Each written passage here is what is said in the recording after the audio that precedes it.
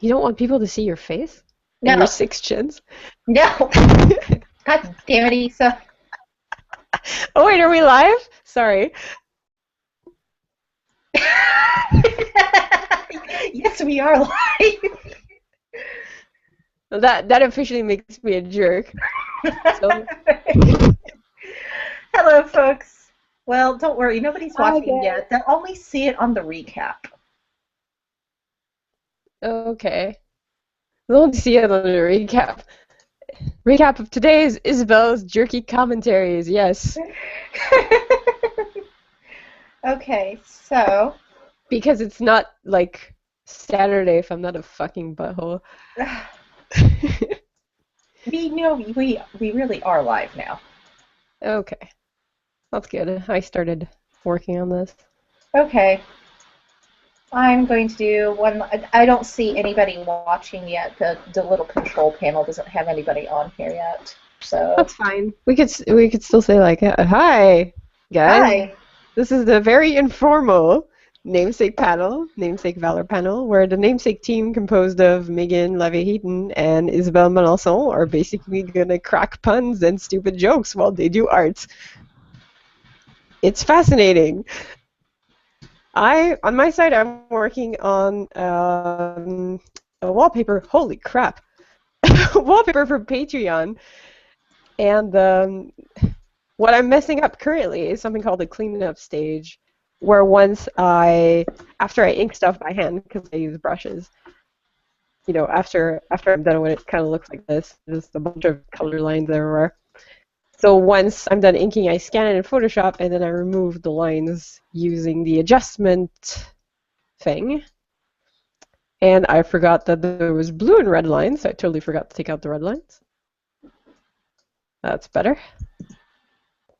And then I just sort of toggle with the levels until it looks like a decent image and not a big splotch of gray.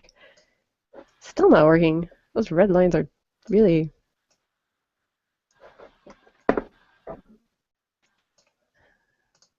Oh, Okay, and then what I'm doing once I get everything off the screen here. No, I don't want to upgrade. are you sure again? Because sometimes... No, I'm kidding. No, it's this No, divot plugin. What I'm going to be doing it's is I'm really going to be what's working bad. on book layout for Valor. And what I want to do now is share my screen. No, come back. Thank you. Trying to figure out a way to get these red lines to go away.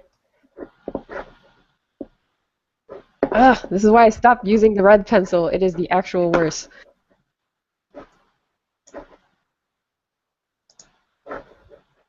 I'm going to have to do some serious cleanup on this, apparently. Because red is going nowhere. Why'd you use your red pencils? What? Why did you use your red pencils? The sketch was so muddled. Here, look. The sketch was so muddled that I couldn't tell where Fred's body was anymore, and I needed to tell so I could make his arms not look like horrible noodle arms. So I just so I just redrew the main parts of his body, and I redrew his smile because I didn't like where I was going, and there was so many blue lines again that I was like, I can't tell.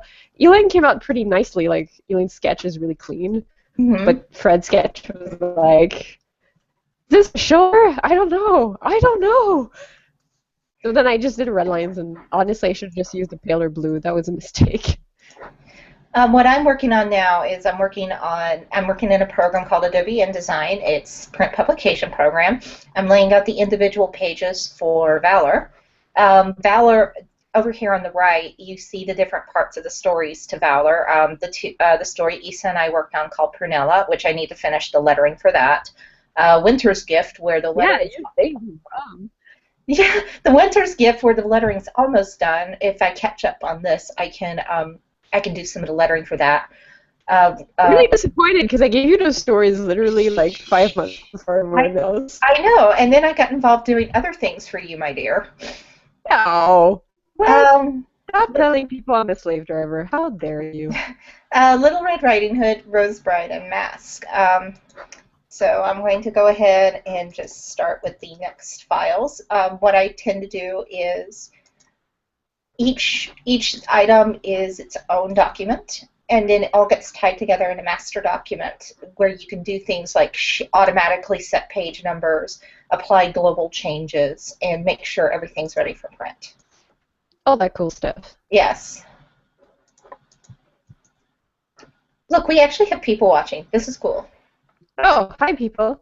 If you guys are watching on Google Hangouts, you can also send us like words using the chat.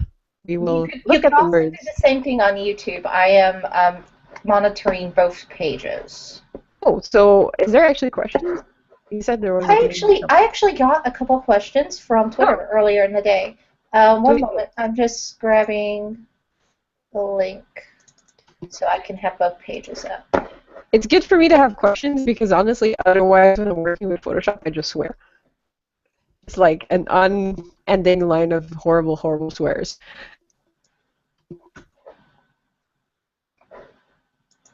Okay, so let me pull up these tweets.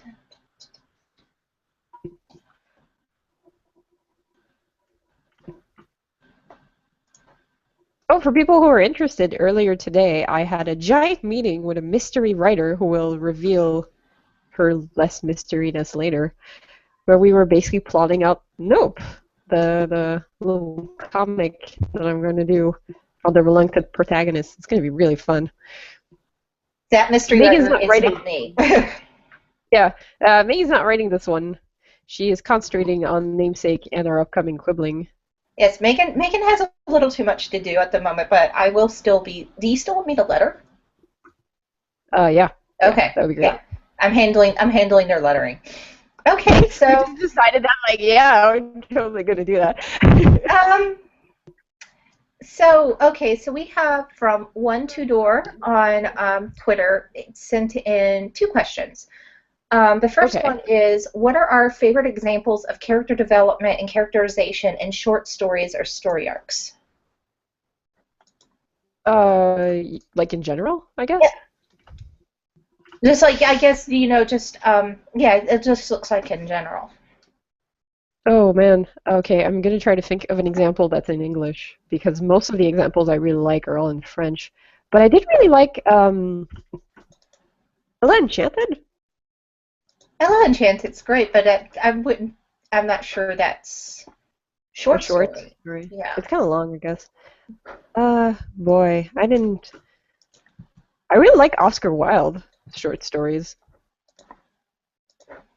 That guy can really bring it home with characters. I haven't read any short stories, like real short stories, in a while. What did you read some lately? I mean, I read some comic shorts, but that's about it. I think those count. I think that counts. Which one? Comics count. Yeah, I guess they do. Well, I did read the real-life graphic novel by, damn, what did it called again? Come to my aid, Google! Let's see.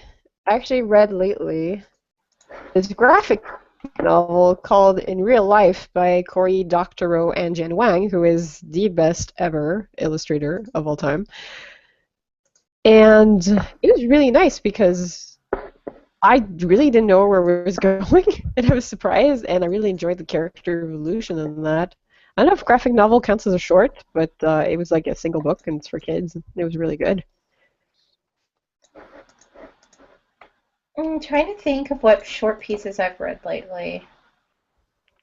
I've been mostly reading long stuff on my end. I'm enjoying the Valor stories. Does that count? Yeah, I guess you didn't write those, so yeah, it does.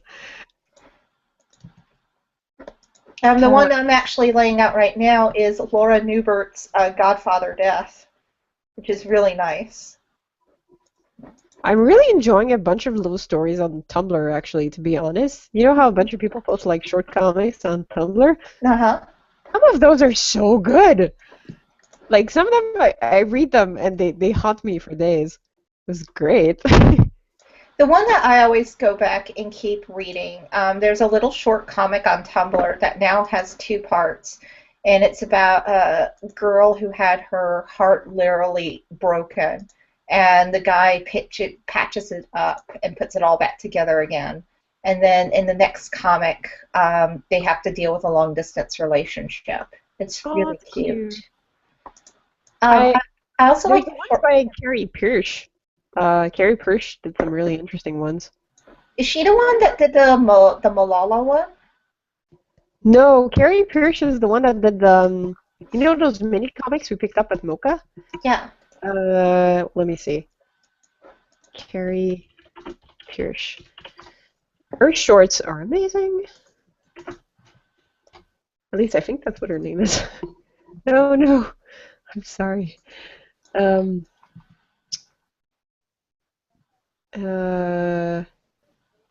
Yes. I was right, I just misspelled it completely. I'm just gonna post it in the chat for anyone who's interested. Carrie Pierce. Oh, Carrie Pierce. Who is on... Yeah, she's on Tumblr as Carrie Draws. Yep, she is awesome. Her short stories are amazing. Every time she brings out a new one, I buy it. Because I'm like, yes! More! I especially really like that one she did about the witches, which is like, oof. If you look at my screen, I have it open right now, it's about these 2 witches that make pots, but they're really all good, honestly. They're all good. I don't know if it's really good characterization. I find it's very interesting in shorts because a lot of people think it's challenging to create a character in so little space, but it's actually easier than it looks. You don't need that much to create a character. Just, a couple of some good art, some good expressions, a couple of really telling frames, and you've got a very fleshed out character. I guess next question or something. The next question is... Scroll down. How have your approaches to dialogue changed with experience, particularly for the overwriters? I'm not sure what overwriters mean. I think it's someone who just writes themselves into the ground. Which is something we don't do, actually. We're pretty good at that. That's a good question. How has our approach changed over the years? I guess I'd say that the characters definitely have more of an independent voice now. At the beginning they did, but it was more sketchy. We're like, I guess you're going to talk like this, and you, whereas now everybody we create pretty much has a distinctive voice.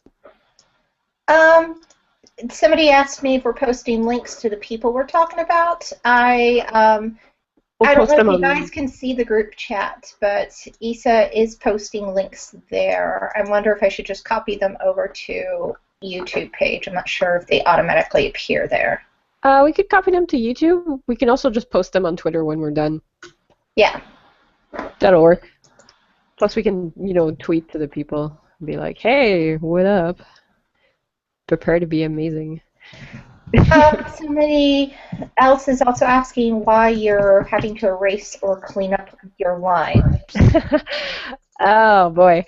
If you go back to the beginning of the video, you'll see this, but usually I do the lines only with a blue pencil, and when I scanned the drawing, I kind of screwed up, and basically I couldn't see Fred's body anymore to finish the drawing, so I redrew his body in a different color.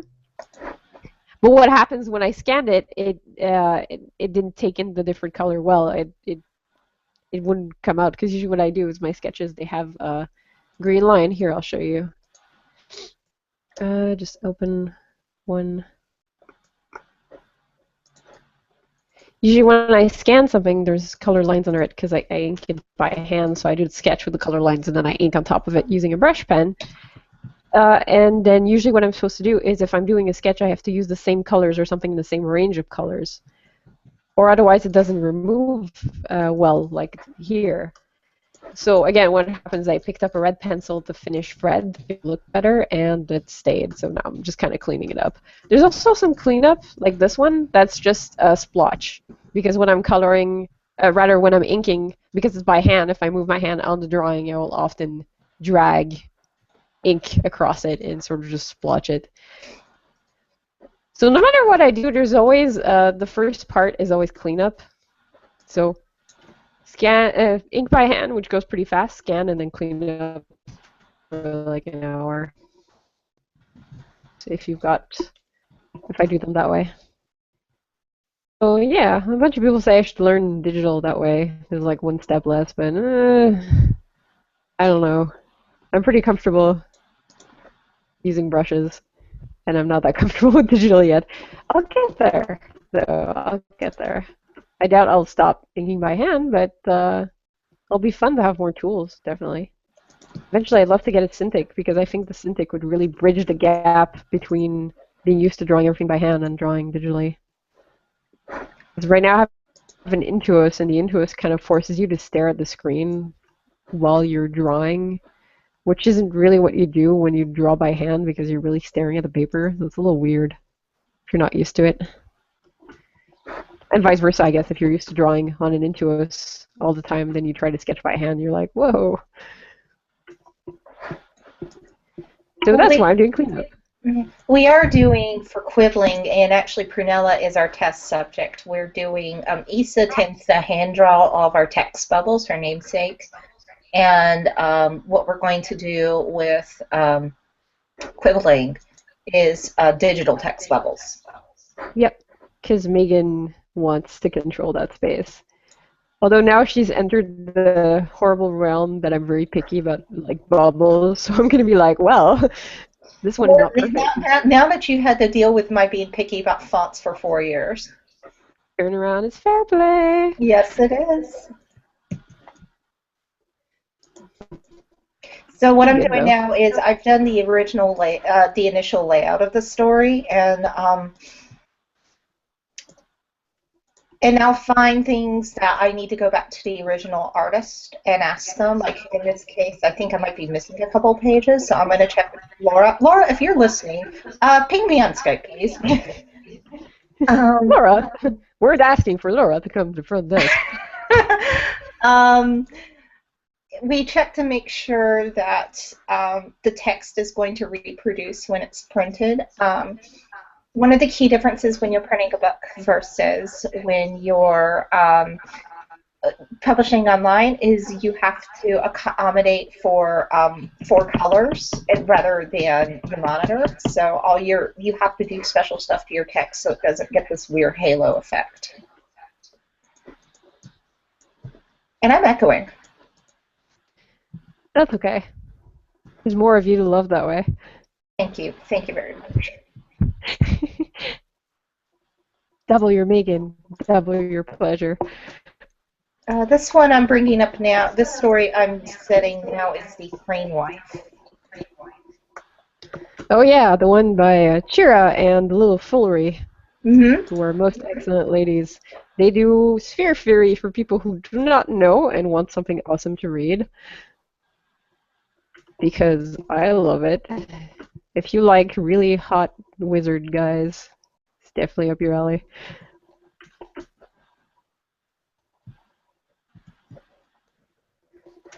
Do-do-do-do, so many blotches. Let me check to see what else is out there. Oh, that's the cover she did, eh? Yeah. Oh, damn, it's pretty. She really forgot is to pretty. submit a cover at first, so I was like, no, we totally need one. And she's like, oh, well, I have an idea, actually. Laura forgot too, and her cover was really, really pretty as well. This is I didn't see it yet. This is Laura's cover. Wow. Damn, these covers are fancy. Folks, we are working with talented people here. No, we are. We are amazed and awed. Honestly, if people ask how we managed to make so much money on Kickstarter, I just pointed to the roster of artists. It's like, yeah, these guys, right here. This is why. This gang. I guess, did something else pop up on Twitter or YouTube? Um, not seeing anything at the moment.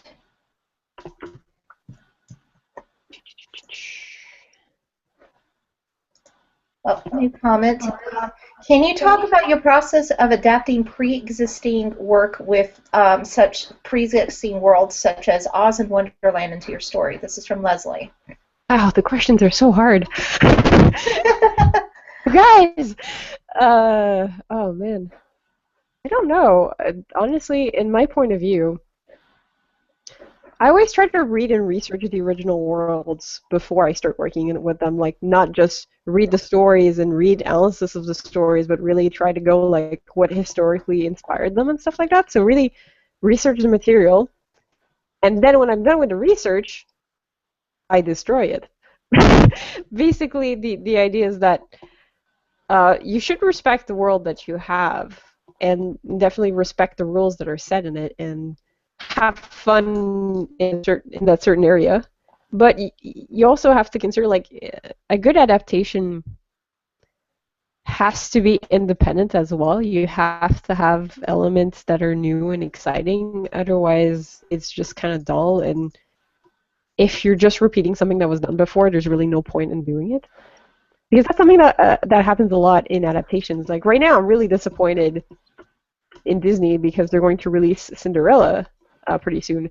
And a lot of people don't notice, but my two favorite fairy tales are actually The Snow Queen and Cinderella. So I was really disappointed by Disney these last few years. Yeah. So, and what I think is bad about Disney with the upcoming Cinderella, is that they don't really try to add anything to the story. They're basically just redoing very boring version of the animated feature, because at least the animated feature had cool animation and like an evil stepmother of doom. Again, the movie's not out yet, so I can't really pronounce judgment on it now, but from the production pictures and the ads and the interviews and stuff, I'm really not excited. So I guess the idea is really to research, but also once you've used the research to create something that is both true to original in tone, but that diverts from the original in style, but also in content, because you still want to create a world that's new from that. Otherwise, there's no point. The one that I was disappointed in was Maleficent. I had high hopes for Maleficent. Yeah, but to be fair, Maleficent was a Disney original. Like, the character itself is a Disney original, so it's not, I wouldn't really say it's an adaptation. The evil fairy in the original tale was just like, oh, she's gonna prick her finger, and I'm gonna fuck off for a while, then you never see her again. Oz the Great and Terrible was... Oh god, we don't talk about that. That movie doesn't exist. So bad. Oh god. That movie causes issues. Poor Issa's heart. Oh, it's like someone picked up Oz and said, you know what would be great for this? More dudes. I mean, I'm all for having guys in fairy tales, because I have to admit that the best fairy tales all feature like female characters. It'd be nice to have a couple of really good ones with male characters. But every time someone tries to adapt something fairy tale-ish with a male character, he always ends up as like the hero. And when I say the hero, I mean hero with the capital H of like a hero, a swashbuckling rogue, like Flynn Rider, but competent. Man's man. Yeah, the ultimate man. Aren't they going to do a live action? Aren't they going to do a live action Beauty and the Beast? France made one last year. It was bad.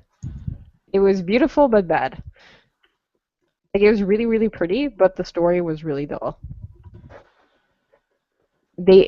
For some reason, they added a Gaston in it. I was like, why? You're so pointless. I guess because Disney did it? Maybe? Because they're still influenced by Disney, the movie. More than Cocteau, which is the original. It was weird. I didn't hate it, but I was kind of like, there's so much of this that is pointless and distracting from the middle tale. If anything, Megan Carney's Beauty and the Beast is definitely my favorite right now version of it. Read it. You must go read it. Yes. Read Megan Carney's Beauty and the Beast. She actually does a comic in the Valor anthology, so she's great. Everything she does is great. She really knows our fairy tales. We got a question. Why are we choosing to do Valor, a bigger project like Quibbling at the same time as we're doing Namesake? To be honest, the answer to that is because I'm bored. I get bored very easily. It's kind of people who follow me on Tumblr would probably notice that I always have a million ideas for projects going on at the same time. I just want to do comics. I want to do so many comics. And now I'm in a situation because I'm a full-time artist at the moment where I have the time to actually sort of dwell and make more stories. So I want to make more stories. That's pretty much it. Quibbling is actually going to be shorter than Namesake. It's going to be at least half the size, if not smaller. It's a series, but it's not going to be as daunting as Namesake. And it's fun because it's a different style. It's going to be for younger readers. It's going to be different mood. It's going to have less depressed characters. Maybe.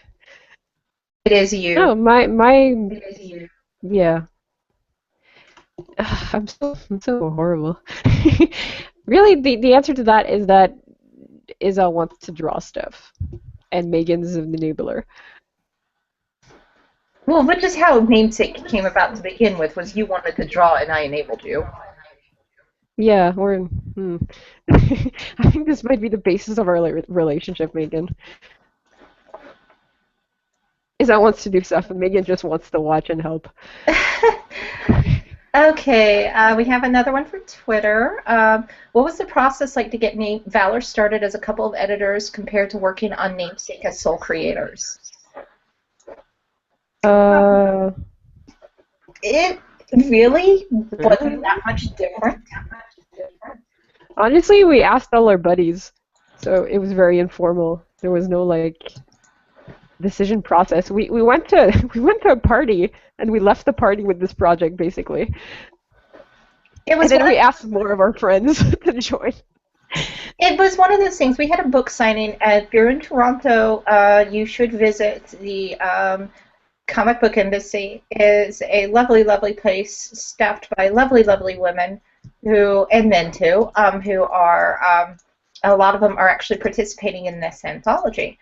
And Isa and another friend of ours, Joanne Webster, who is actually making her formal literary debut in Valor, they had been talking off and on about an anthology, and the ladies at the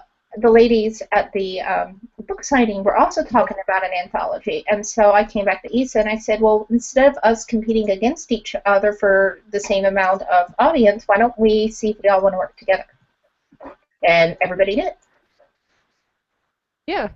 So it's very informal. It's kind of the same as our work with Namesake because, let's be honest, we look really organized, but really we're just two people kind of taking back and geeking out over our story. So the whole project was very informal, which is what I think makes it fun because everybody is friendly and knows each other. And for the most part, it was really easy.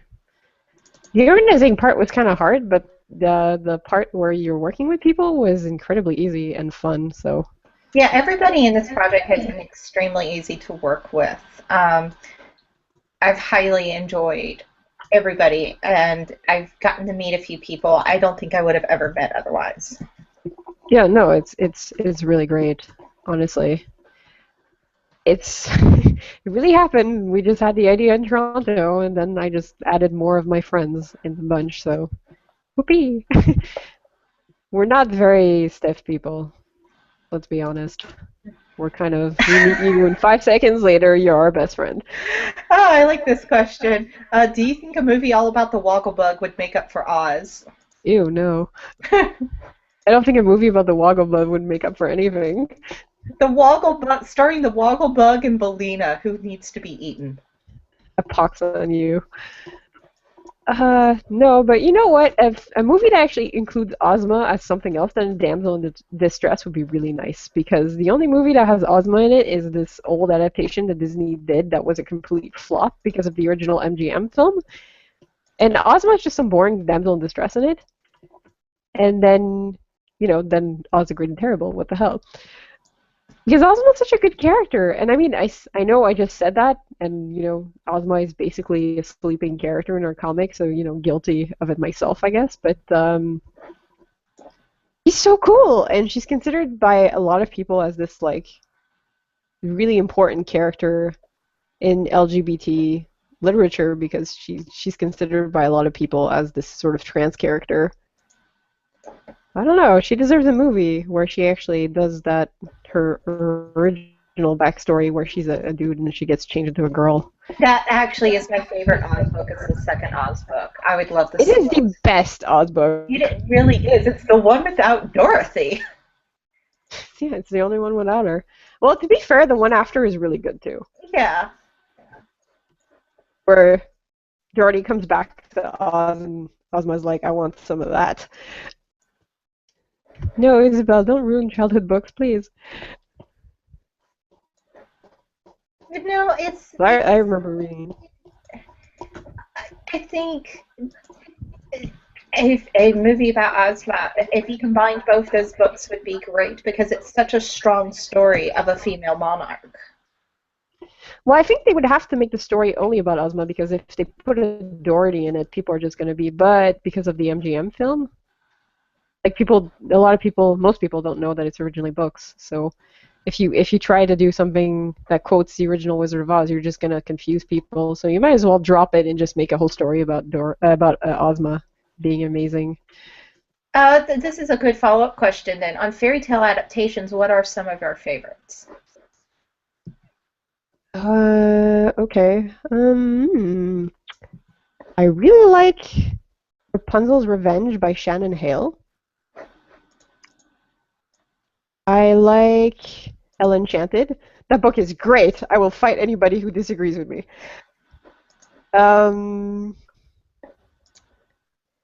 What else is good? I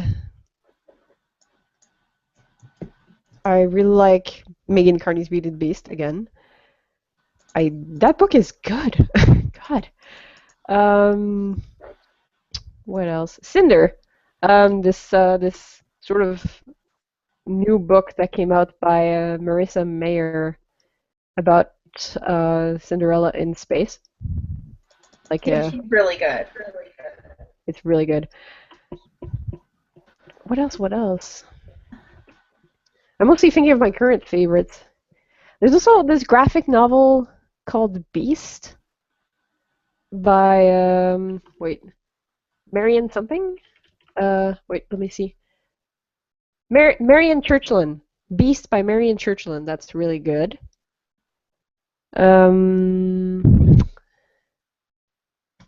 Oh, Hemlock. The webcomic Hemlock, which is this adaptation of like a Baba Yaga story, is amazing. Basically anything in the links section of Namesake, because we have a link section and we separated the fairy tale webcomic, so anything in there really is amazing. I really like Tangled. It's my guilty pleasure. I really like Beauty and the Disney's Beauty and the Beast. It was a good one, wasn't it? No, that's not a fairy tale, but Miyazaki's version of The Borrowers was really good. I was trying to think. I really loved the Rumiko Takahashi short story, The Fire Tripper. But I forget if that was based off of a Japanese tale or not. I don't think so. I think that was an original tale, but that tale turned out to inspire Inuyasha. Yeah. You know what I like that she did? The Mermaid Scars series. That was really good. But yeah, I can't... They're fairy tales. I know there's more adaptations that I really dig, but that's all I can think about off the top of my head.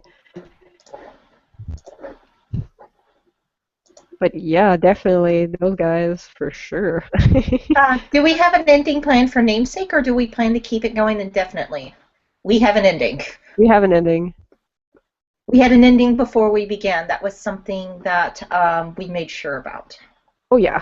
It's still a long story. Like right now the count is to 7 to 10 books. So it's still gonna go on for a while, but we're about to start book 5 for people who are wondering, so we're about halfway. But yeah, we have an ending. There is a point to this, we swear to God. And it's a good point. Yeah, it's one of those things. We do have an ending, but we also have enough flexibility in it to where, as this, if you look at the initial drafts for Namesake, in a lot of ways, it's a vastly different story now than it was when it started. And usually, the best works are. Remember when Ben was evil?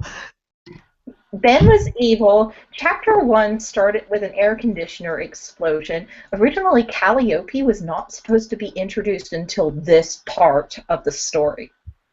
Calliope was just supposed to be some random surprise that when Emma comes back and she goes through, and the whole part where she was in the with one, it was originally in our book called the Asylum Arc, and it was supposed to be very, very dark and creepy.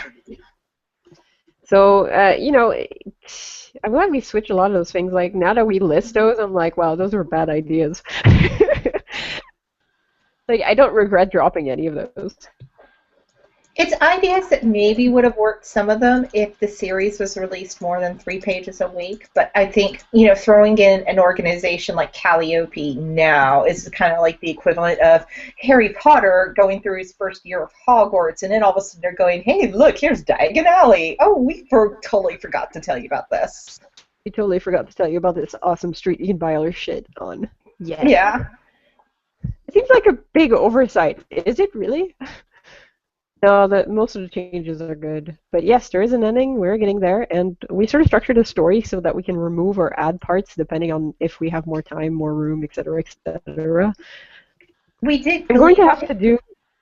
We did leave ourselves a couple of get-out-of-jail-free cards in case something happened. Like originally, if things hadn't gone out very well, there was an opening for us to end it after the Yaz arc. I'm still glad for the changes, though. There's some changes that I'm so happy. The main one being the changes in Warwick's personality that took him from really scary to just kind of himself, I guess. Because original Warwick was scary. That guy was crazy. I'm really glad Hercelia. Originally, Hercelia was supposed to have a much bigger role, and that wound up going to Selva. And I think the fit is much better. Yeah. Selva's just a random villain of the week. Yeah, I'm very glad Aga became the wizard. She's a good little wizard. She's the best wizard. Yes. She's not out to corrupt really good job. All. Yes, she's not out to corrupt them all.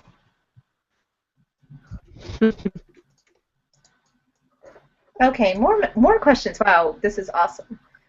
Okay, so this is an art question for you, Isa. Okay. Or actually, this is a suggestion. He goes, if you take, this is from Ryan Thompson, if you take all 3 color channels and convert them to individual grayscale layers and set their layer mode to lighten only, that probably will help remove the rest of that red and blue. Oh, maybe. I kind of tried that, though, and it didn't work. Like, the red just became this weird gap in the black. It was weird. It's because I use the sticky pencil, so when it's scanned kind of in a shiny way. Because it's wax, right? Yeah, because it's wax. The blue pencil is not wax. The blue pencil is pencil, but the red pencil was wax. I don't know. I don't usually do this much cleanup. It's really a once-in-a-lifetime type of deal. Because Megan doesn't want me to scrap this image. No. No. Megan is refusing to let her scrap this wallpaper because it's going to be her new wallpaper. If I have to shamelessly ship my own characters. I ship Fred and Elaine. Thank you for the suggestion, though. Honestly, it's a helpful suggestion. I just don't think it would have worked in this case because I tried a bunch of stuff and it wouldn't go away anyways. But thank you. It's really appreciated. We have Joanna, who's attending ComfyCon in her pajamas. Life is significantly better at the moment. I'm not in my pajamas. I'm violating that spirit. Don't flog me, please. I'm in my pajamas.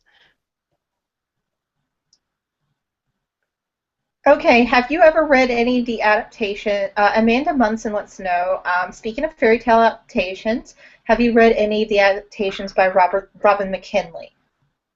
I have not, actually. Have you? No, I'm Googling it. And Jay Dobson on Twitter loves that you draw by hand. Oh, thank you. It's nice to see. Well, I mean, I'm pretty sure all the readers appreciate it, but I don't want to say it's a dying art, but I can see why people would not prefer drawing digitally than by hand, because drawing by hand is kind of annoying sometimes. I really like it. I like the feel of the paper. I like the satisfaction that comes with putting ink to paper. It's something that is unique, and I kind of feel I'm losing. When the more I draw digital, the less I feel like I have that little special feel in it. But I'm glad people like it. I'm glad people are like, hey, Namesake is so pretty, and not like, oh god, this looks so archaic. What the hell? When is she going to learn to draw like a 21st century gal? So I'm glad. I'm glad that you draw by hand. And I still like to, when I can, I still like to write by hand. I still like doing script drafts in fountain pen ink. With your super fancy pens. Yes, my super fancy pens. The fanciest. Everybody seems to like my handwriting, though. Your handwriting is gorgeous, but I can't read it. Yes, if people are wondering, I can't read, what's the style of writing? Cursive. Cursive. I can't read cursive for some reason. It does not register. Maybe it's because I never really learned it. Do they not teach it in French in Quebec? No, they do, but I was not very good at it. I kept writing in block anyways. Secret's out. Issa's a rebel. Oh my gosh, yes. Oh, I hated school so bad. It was such a terrible... Like, I wasn't a bad student. I was a straight A student, but I was the most sarcastic, annoying student ever. I'm surprised teachers would stand me. I'm sorry. I would like to formally apologize to anyone who tried to educate me in the past.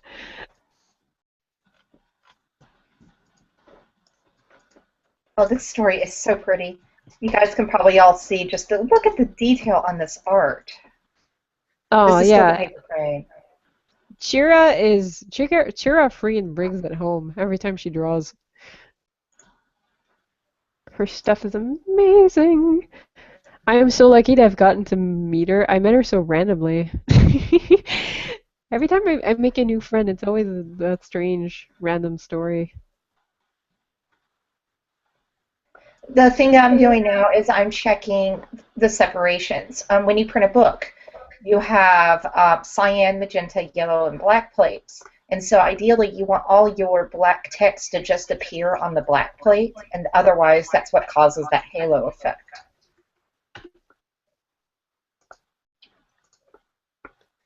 Hello. So in a program like InDesign, you just come in and you turn off the black layer and you see what's left over. And I think we're pretty much done with this story. No changes. Yay. Wow, we're already like only 20 minutes left. That's crazy. Time flies when you're talking for no reason.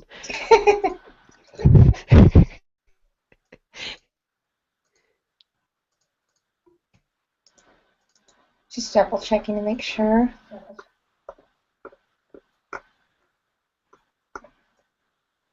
You want to talk about some of the conventions we're going to this year? Yeah, I guess we could. Right now on our official convention thing, we have this little con I'm going to next week in Canada. It's a French con called Le Rendez-vous de la BD. It's in Gatineau, if anybody's in Gatineau. It's just a tiny little festival. It's not really a con, no costumes or anything. We have CatsuCon in February. That one we got invited, which is pretty cool because we get to be guests and be treated like kings. So, that's always fun. And that one's in Maryland, so definitely anybody in Maryland should come and say hi. And we also got into the ECCC, the Emerald Comic Con, which honestly I think we should just do out of the name. Like, just because it's called the Emerald City Comic Con, we should have done that one by now, but we didn't. But now we're going to do it, and everybody can make puns. It's largely because we're on the east. Both Isa and I are in eastern Canada and eastern U.S. But what an amazing choice for the first West, con. Like, come on, it's so perfect. So we're gonna do that one, and we have a table that we're gonna also share with Jojo from Highworks. Oh, you want to come down there? This story I've started now is The Flower in the Gravel by Angelica Marie Lopez. Look at her art. Her art is so cute. Everything Angelica does is really cute. Angelica does, she writes Soulstoria, if anybody's interested. Soulstoria is this webcomic in Highworks. It's really, really cute. It's about this girl who is trying to save her brother who got turned into a crow. So, awesome. Very fairy tale-ish. But it kind of comes off more as a straight-up fantasy. But I like it. I really like it. I like everything. Nothing bad to say, except about the new Cinderella movie, apparently. We do have more questions. This is a note question for you from Crazy Dance Cow. Okay. What anime have you watched to prepare for Nope? Actually, that's an interesting question because I don't really watch much anime. I mostly read manga. I really, really love manga. I read large quantities of it every month. But I don't like watching anime. I watch some anime, like I watch a lot of anime that is either adaptations that I can't read the original or stuff that is 100% new. Like Madoka wasn't an adaptation. If there's manga of Madoka, it was done after the anime. Among the stuff I watched recently that helped me get some ideas for Nopes, there's definitely Beyond the Boundary. That is really adorable. And I rewatched a bunch of oldies, so I just went back and rewatched like Ranma and a bunch of stuff like that. But mostly I just read a bunch of mangas, so rereading lots of shonen series like Full Metal Alchemist and Blue Exorcist that have these amazing art, just amazing action sequences. And also Rose of Versailles. Rose of Versailles, yes, I reread Rose of Versailles lately. And also a bunch of little new series that Katie, the artist who does Blind Springs, has sent to me. The most notable being something called Horimiya, which is this romance series that I'm now obsessed with. And, rereading a bunch of classics, Fruits Basket, for example. Fruits Basket also a big influence on Nope, because the idea behind Nope is not to just be humorous, but there's a constructed plot. And the idea behind the plot is kind of to have a mood a bit like Fruits Basket, where it's light and airy and funny on one side, but also has this dramatic pressure on the other side. So very much like that series in that way. A bit of a social critique on top of all the humor. Let's see. What else do we have? Can you comment on the use of color in Namesake? Obviously, most of the colored things are magical, but can the characters see those colors? Like, tell that those colored objects are different? Well, the art in Namesake, the spot coloring is obviously for the viewer's eye. Like, if we'd be a Namesake character, everything would just be a normal color all the time. The point of the spot color, as we said a couple times in the past, is that at first it came out because I lacked time to color the pages in full, and also because I wasn't very good at it at the time. So we had this idea to do black and white with just the spot colors, and then the more it went on, the more it became a graphic choice. And really the idea behind it is to select the objects that are not only magical, but also relevant, but also the sort of transformations in the story. Like, there's a sequence I really like with Fred, actually, this guy, where Fred is fighting... Oh, spoilers. Fred is fighting a ghost. And when the ghost slashes Fred, he bleeds. And before he gets his face slashed, just like shh, or or something, his costume is colored red, and then when the face is slashed, the blood is red, but the rest of his color is now gray. So the idea behind that was to sort of, because at first he was a card soldier, he was magical, and the presence of the blood basically indicates that he's changed, that he's now sort of more immortal. So the idea behind that is yes, to underline stuff that is magical, but also to underline stuff that is important, as well as shifts in the story. But yeah, if you're in Namesake, if you're a character, it's color. You just see everything like you would see the normal day. And to answer, I think, the most frequently asked question now, yes, the people in Calliope can see Warwick with green skin and Selva with purple.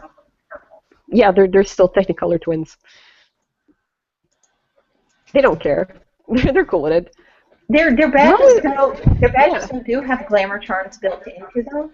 So if you so when they do eventually make their way out into society, they'll be seen as humans. But in Calliope, it doesn't matter. There was this guy that was a giant satyr that was walking around and nobody blinked, so they're used to it. Their reaction is probably like, "Oh, you're green. That's cute, I guess. Oh, wait, you have a tail. That's awesome." Like their level of weird is pretty elevated. Can I spoil one of the future pages? I need to schedule.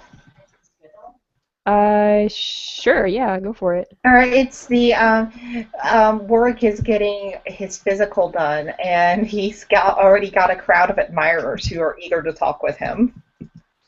They don't care. They don't care about the color of his skin at all. They're just like, oh, look, it's the new guy. We want to hang out with him. Oh, he's cute. Ooh, fresh meat. Pretty much.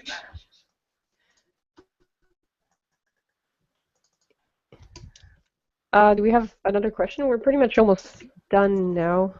Ah! Oh, I messed up. No, we are out of questions at the moment. Oh, okay.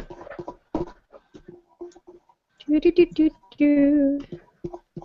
That's too much.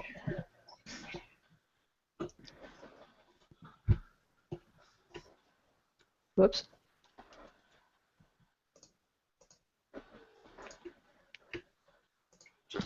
I kind of put my mic on my drawing tablet, so sometimes I sort of nick it over. I'm sorry if it's making some noise. I think the main thing with the... Oh, it's causing me to echo really bad. Your mic? Yes, because it's reverberating in your room. Oh, sorry. I'll get a headset one day. I know what I'm getting you for Christmas. Oh, are you?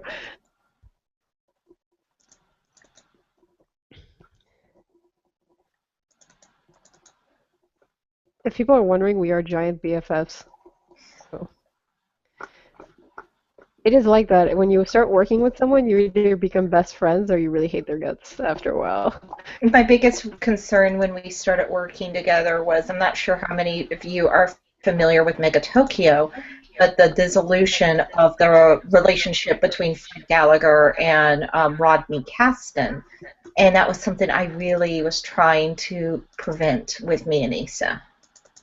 You know, aside from that one, I haven't seen that many creator teams that sort of dissolved. Probably because most of them are married. Look, in a way, it's kind of like is a marriage. It totally is a marriage. Thankfully, our real partners are very understanding of this. Hmm.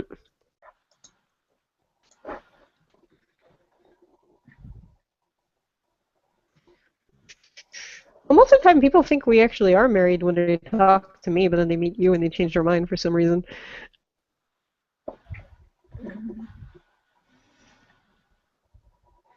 I don't know. It might be the ring on my. I don't know. It might be the. I don't know. I didn't talk about the that. giant ring. It's not But that giant. probably because It is. Not compared to some. That's true. Okay.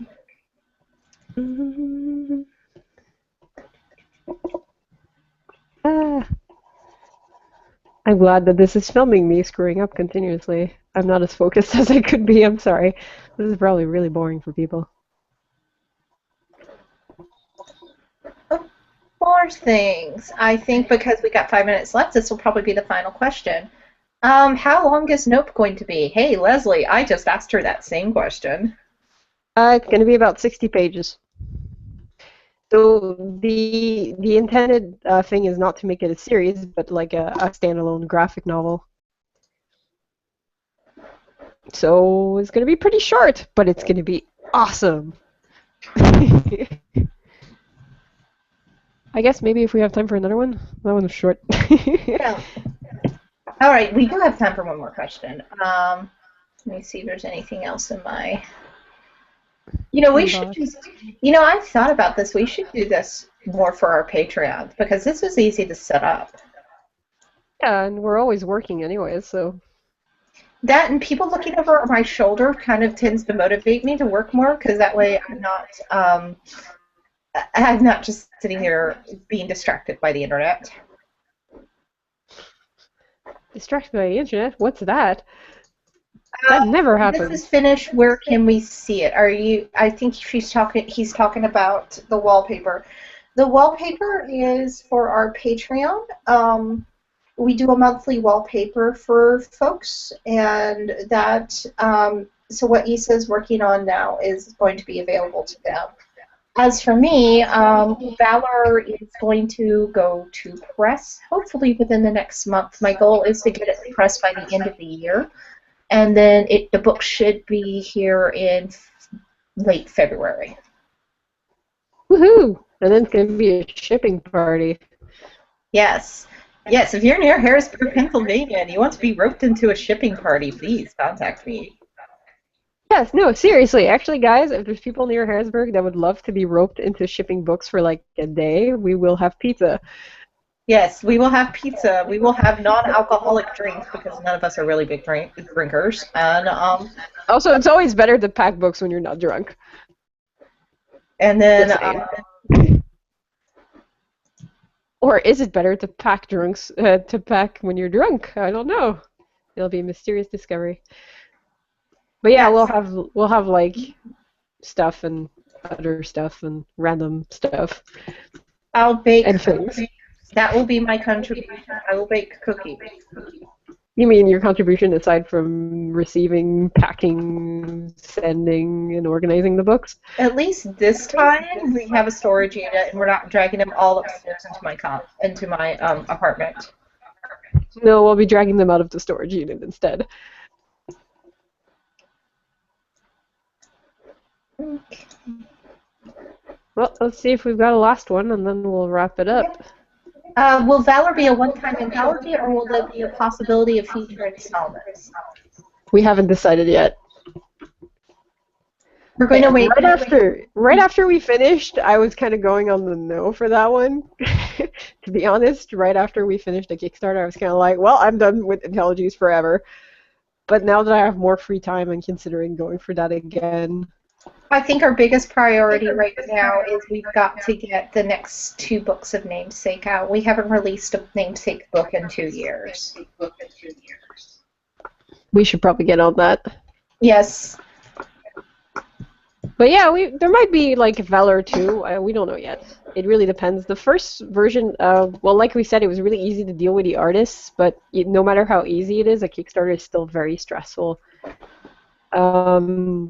And it's still a lot of work. Like even when it's easy work, you're still doing work constantly. So it was a little hard on me and Megan. So Namesake first, and then if you forget enough of the pain, you will do it again. The possibility is definitely there. The way that the Namesake books work now, too, is as I'm lettering the pages, I'm also laying out the book at the same time. So the book production for book 3 is actually going to be nowhere near as long as it was for book 2 and book 1, because we're not having to re-letter everything. Excuse me. All right, so one last one. One more last one. Okay. We have 2 more, so we'll go over a little bit. Yeah. Okay. Oh, Brian's commenting that he totally hit the subscribe button without realizing it, and only realizing he had done so when he saw the email notification of your name on it in the stream. Oh, that's kind of awesome and pretty creepy. And and he also wants to know about getting in on Valor pre-orders. You can pre-order the book through www.fairyblogpress.com. It's also on the Namesake site. Yeah, just click store on Namesake. Just click on the store. And all the physical books will contain a copy of the ebook. When the ebook is done and ready, I will put it on the store as well. But because of the way the pre-order system is, I don't want to accidentally cause something to bugger up on the back end by posting it too soon. So it will be available on the store in paperback, hardback, and ebook. I just realized that I did not save this drawing once during the whole chat. That could have been ugly. What? I did not save the drawing once for the whole time. I've been sitting here saving everything, my dear. Yeah, you're better at this than me. Mm-hmm. Well, I guess we're pretty much done. Yeah. So, thanks to everyone who joined us. I guess, like Megan said, this is really fun, so we'll probably do it again in the future. Maybe for Patreon people and just for general readers. Mm-hmm. And it was really nice. Thanks for everyone who joined us and sent us questions. Yes. Sorry if we're... Well, first of all, sorry if I'm rude. I'm naturally very rude. Be sure to check out the other folks who have been doing ComfyCon panels. I believe there is one starting up right now. Yes. That is